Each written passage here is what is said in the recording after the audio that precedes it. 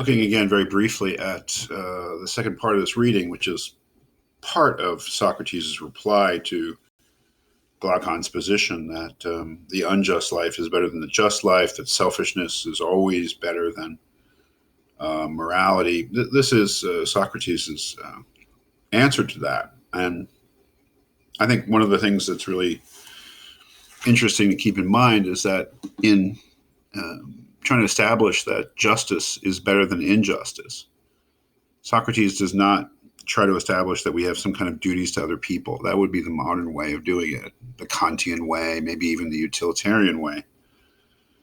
To say that we have duties or obligations to look after the welfare of other human beings, at least, would be perhaps the modern way of responding to ethical egoism.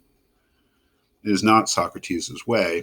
As you see from looking at this, Socrates instead suggests a theory of human nature in which there are three parts of the human being. Basically, rationality, willfulness or spiritedness, and desire. And Socrates argues that the happiness of the individual human being depends upon these three parts of the self being in the proper balance. That if they are imbalanced, that the human being couldn't really be happy, because it would be like being ill. It would be like your soul being sick.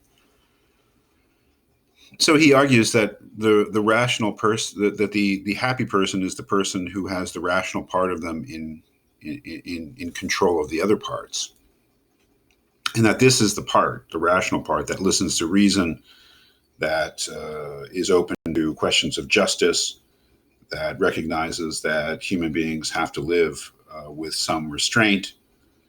So basically his answer to Glaucon is that the just life is the life where the rational part of the human being is in control of their desires.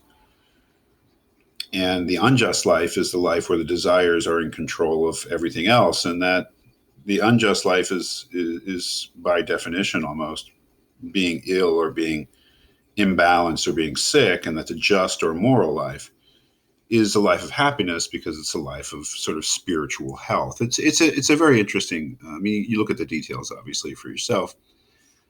It's a very interesting way of approaching that question of why should I be moral, because it doesn't approach it in terms of having obligations to other human beings. It basically approaches it in terms of human nature, that the moral person or the rational person or the just person is the only person who can truly be happy, and that's why we should want to be moral